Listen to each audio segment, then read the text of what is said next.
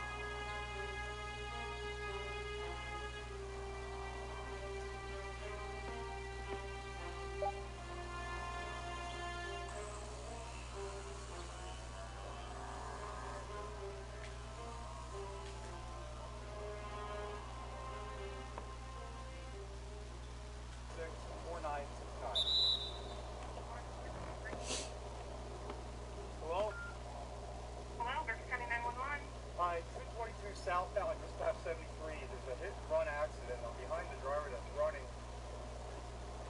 License plate, Pennsylvania, hold on. License plate LDC 4969. It's a Hyundai Sonata, gray in color. At the light of 60. What kind of vehicle are you in? I'm in a Hyundai hatchback, white hatchback. He's coming through Raymore Flanagan parking lot right now.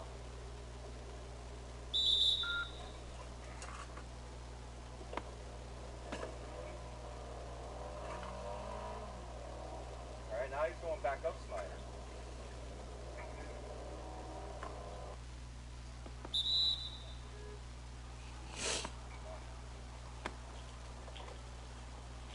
He's a hit and run. Oh, this guy right here. Yeah. No, I don't want him to hit my car. I'm on the phone 911 right now. Got your license plate. Yeah, I got it. Go ahead. Okay, so where are you at now? Bellevue and still southbound. On 61, or not 61, 5th Street. You're on Fifth Street. Yep.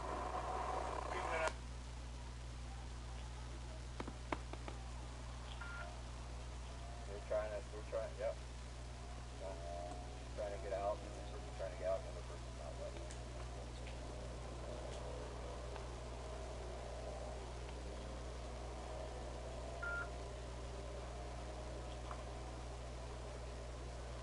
Alright. Going into the turn lane for 12 east, I don't know if they're going to turn or not.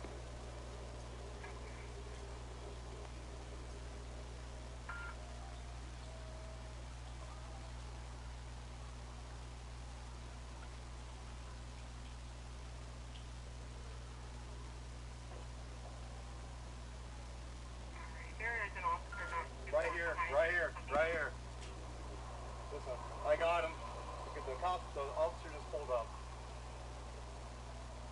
Oh, the officer just pulled up? Just pulled up. Yeah, it's that one.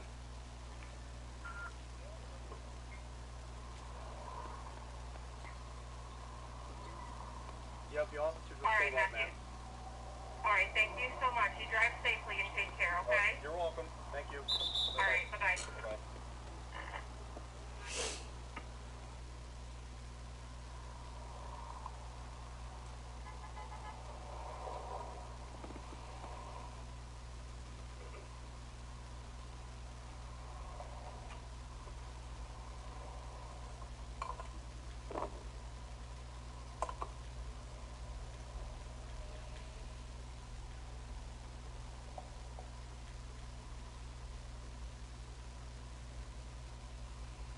You want to talk to me at all? Do you need to talk to me at all? I saw the hit and run and then I Yeah, followed you it. would. Give me a... Yeah, or you called in already? Yeah, I did. I was talking to her. I'll be there. I'll call you. Okay. Okay? Yep. Oh, you missed it.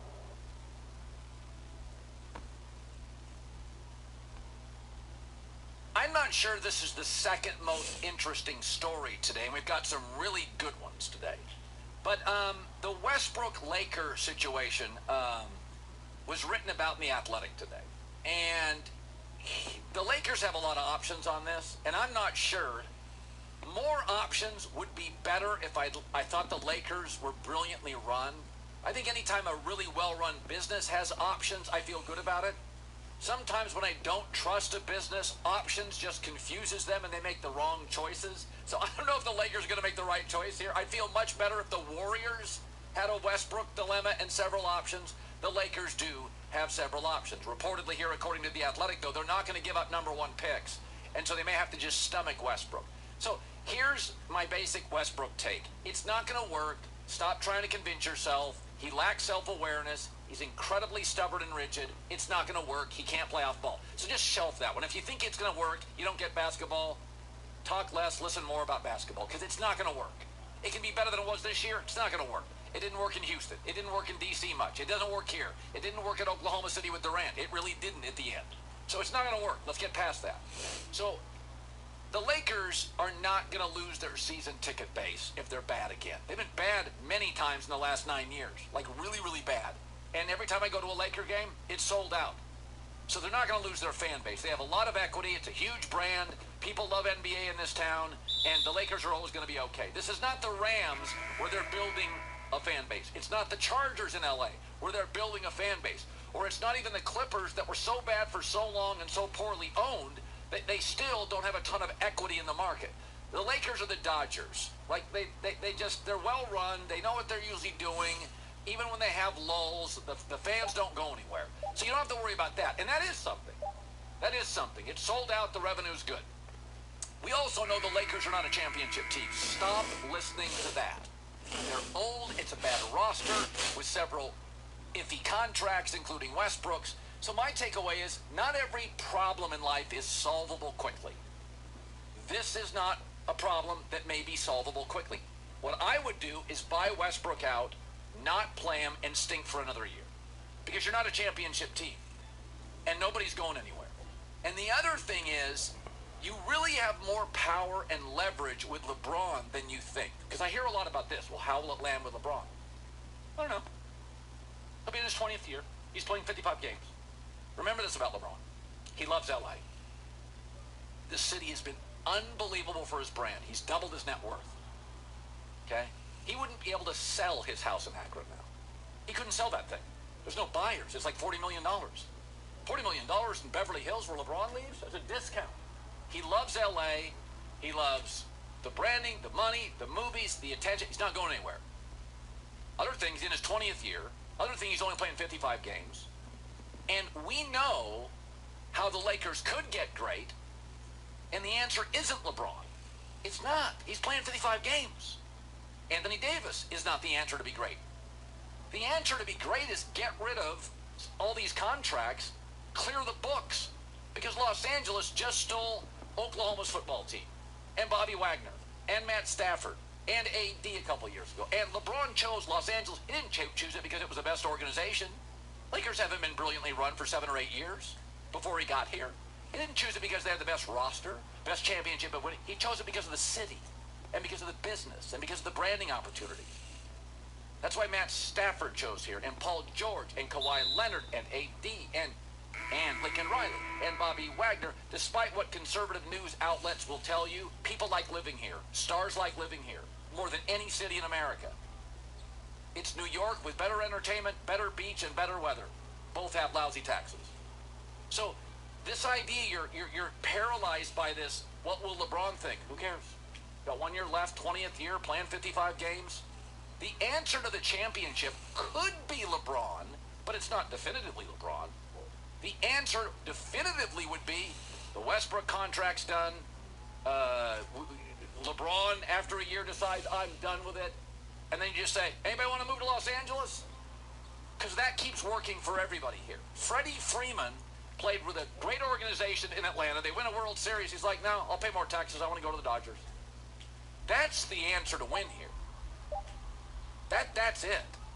The answer isn't make LeBron happy, just get rid of Westbrook, and then, well, it still doesn't solve LeBron's 20th year in the league, LeBron playing 55 games a year, Anthony Davis can't stay healthy. It doesn't solve any of that stuff. I mean, Milwaukee won a title.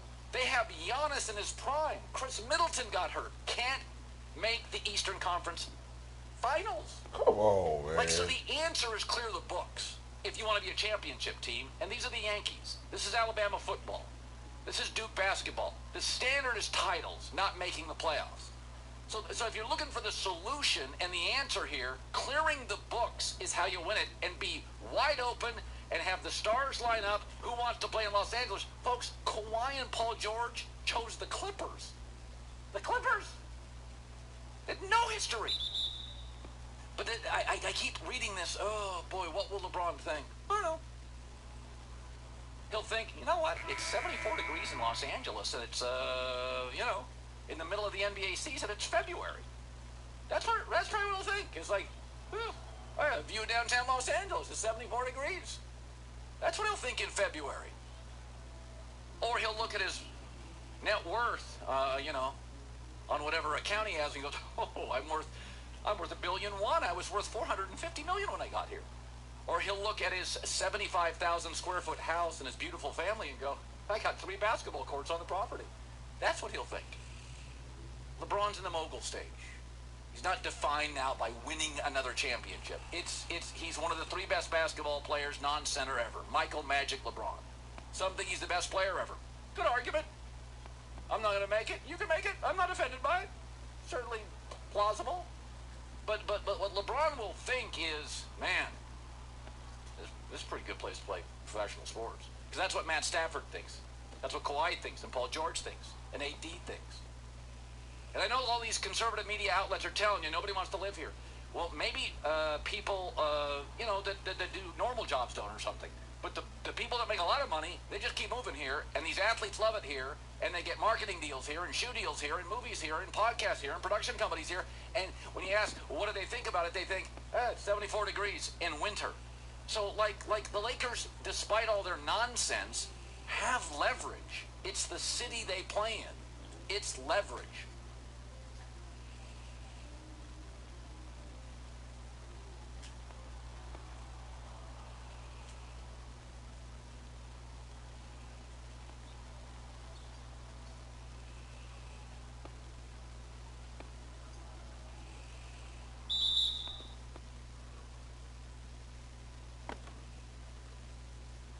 Are here for your protection and my protection.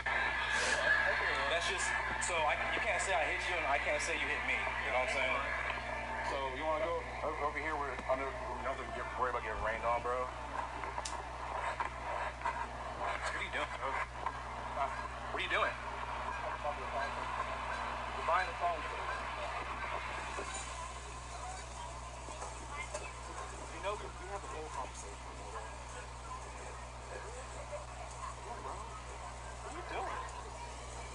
This why when I hear to say there ain't no real now.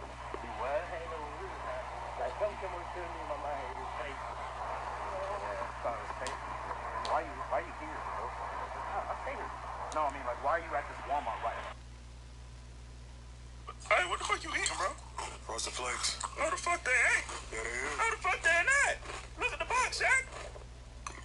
What about the box? Not a fucking Frosted Frosted Flakes box. Yes, it is. It says Frosted Flakes right It's there. Frosted Corn Flakes. It's not the same thing. You been grocery shopping on Wish? Then why are you on the box, Tony? Bro, that's not me. Bullshit. How many fucking tigers walk around with a bowl of cereal? You gotta be fucking with me, bro. You know that's not me, right? It's just like you to me, Fuck Tony. you, Shaq. Cause how the fuck you mix me up with this? My drip is way more advanced than this nigga. He got a fucking vest on from the 80s.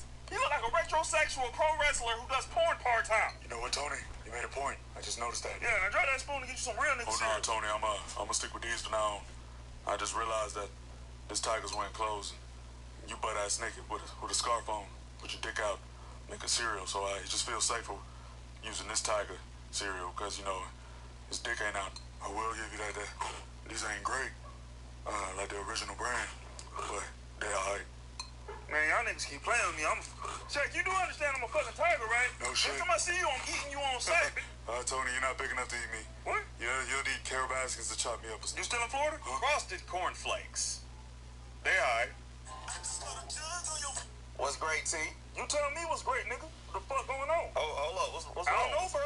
Word on the block is nigga saw you eating a bowl of Cap'n Crunch and shit, my nigga. So what's going on now? I don't know what you Oh, talking you don't know about. what's going on? Nah, bro. Okay, well, the roof of your mouth should be fine, The right? roof of my mouth. Say castor oil.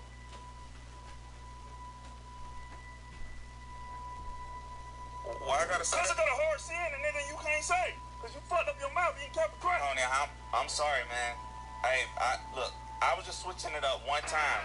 You ain't never switched it up. The only thing you ever eat is Nigga, Frosted I don't eat Flakes. the shit at all. I'm a fucking tiger. Fuck, I look like eating a complete breakfast. Only thing we have is dinner, nigga. I eat meat, bitch. Zebras and shit. And occasionally, the dumbass human who decide to cross me. And guess what my next meal is, nigga? Hey, Tony, I promise it won't You happen got again, bushes man. around your house, right? Yeah, but what? Great. I'll see you soon, nigga.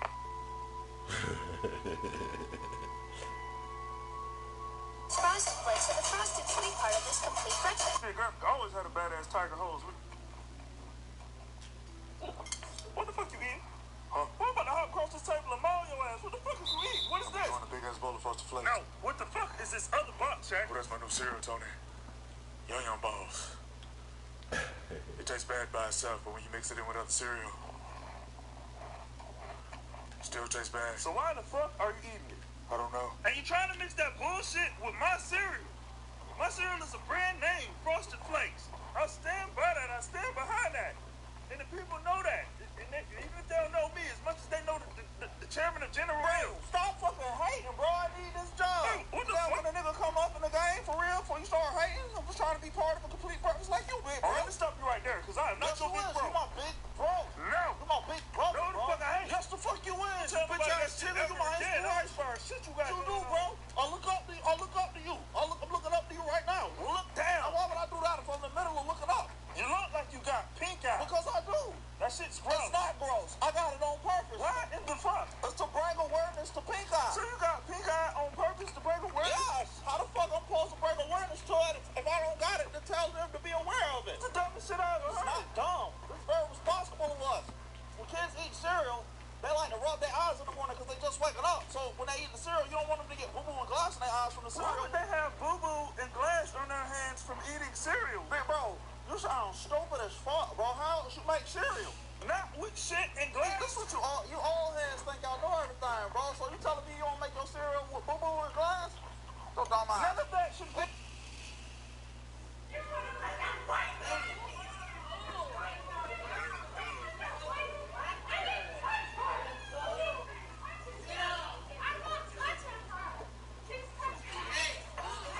Just a quick thought here.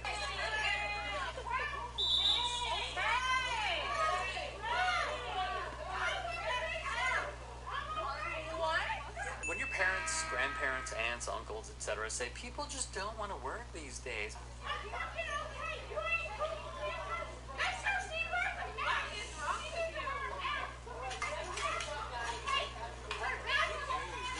or they utter, take any job and get off your behind like Kim K recently did.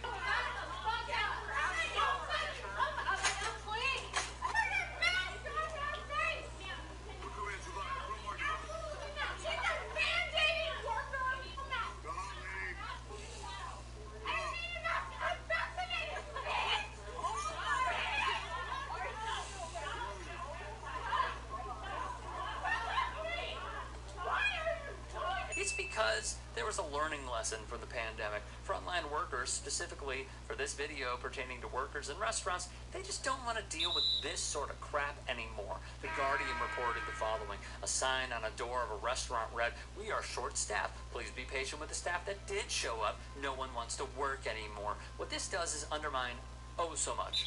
Would-be employees are also concerned about safety. Potential employees also have caregiving responsibilities. This recession has disproportionately affected women. As Glassdoor wrote, recent studies show how difficult it can be for new college grads to find an entry-level job within their experience level. The research found that 61% of all full-time job-seeking entry-level employees were required to have at least 3 years or more of experience, yet employers complain they can't find entry-level workers. Go figure. In addition, wages have not increased at the rate they should have over the years. Many years. It's considerably less expensive to stay home with their children instead of paying for childcare. That is, if you can even secure a coveted childcare spot. Have you checked the market within the last few months to ensure your wages are still competitive? Can those workers whom you're trying to recruit afford to work for you? Are you willing to subsidize the high cost of childcare? Another thought, workers may be taking advantage of new opportunities. Dr. William Spriggs,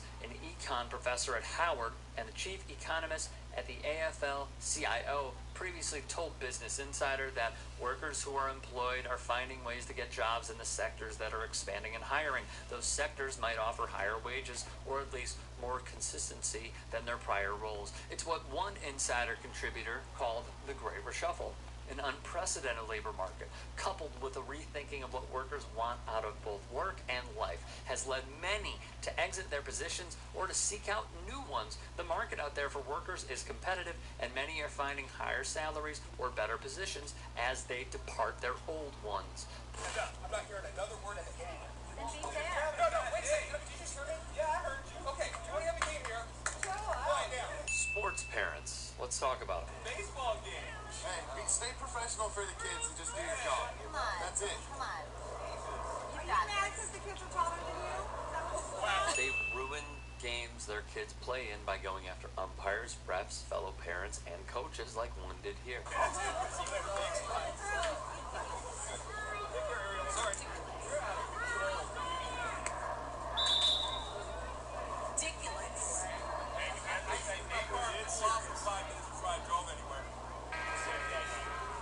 And you know what, truthfully, good on the ump for saying he doesn't need this when he's giving his own time. Terrible. That's gonna hurt.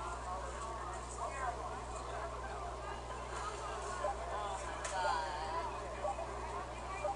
Jerk. No, ma'am. The jerks are the parents in this situation, not showing how to set an example for the youngins just trying to play. For the Win, a branch of USA Today's sports section, made a note that it occurred some time ago in Newport Beach, California. Unfortunately, it's becoming more and more commonplace. We could hear the umpire say to a parent at the start, "Enough. I'm not hearing another word out of any of you. If you want to have a game here, quiet down." That only led to more hostility from the crowd, with one parent telling him to stay professional for the kids and just do your job. That's it. When the ump was just about to return to home plate, a parent shouted, "Are you mad because the kids are taller than you?" Because of this said behavior, one study conducted in 2017 via the National Association of Sports Officials, adult behavior is the reason more than 75% of all high school referees quit. The report also found that 80% of new officials stop after only 2 years. Many say the problem is contributing to a shortage of high school referees nationwide and extends to the youth sports level. One psychologist and senior lecturer at Harvard, Richard Weisbord, gave his insights. "I think we used to live in a culture where there was much more of an expectation that you showed respect even when it was hard, where our notion of morality meant doing things that are hard, like thanking the referee even when you don't feel like thanking him. I'm concerned that many parents just don't have the inclination." When the Harvard Gazette asked him, "What's really at risk for kids when they see this?" he replied, "It sends all the wrong messages. What you really want to be modeling for your kid in a situation like this is that the referee is doing a job that is largely thankless. It's not a well-compensated job. We should be grateful to them. You should be modeling for your kids that sometimes people make mistakes, and when they do, you may want to point it out to them. But you Do it in ways that are generous and constructive. You should let them know this ref isn't trying to make a mistake, and you need to model for your kids that you're not going to suddenly lose control. It's a scary thing for a kid when their parent is so out of control. As we brought Aspen Institute put it like this: even before the pandemic, there was a national shortage of officials. The average age of a starting ref in '76 was 20 years old. By 2016, it was 42. There are more officials over 60 than under 30 in what's becoming a graying industry. In high school sports, 80% of officials quit before their third year. John O'Sullivan, founder of Changing the Game Project, said the biggest problem in youth sports today is accountability. And if we do not change, our sports will continue to suffer and die. Okay, so now I'm going to show you how easy it is to plant your own garlic. What you don't want to do is plant this whole bulb. First thing you want to do is break your bulb apart. And each of these cloves will turn into its own garlic bulb.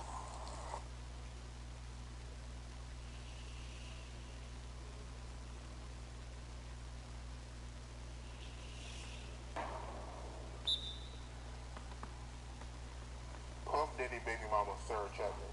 Tupac used to miss around with her, right? Correct. Tell me about that. Well, I know the trip where they went to Hawaii together. Suge and his female friend.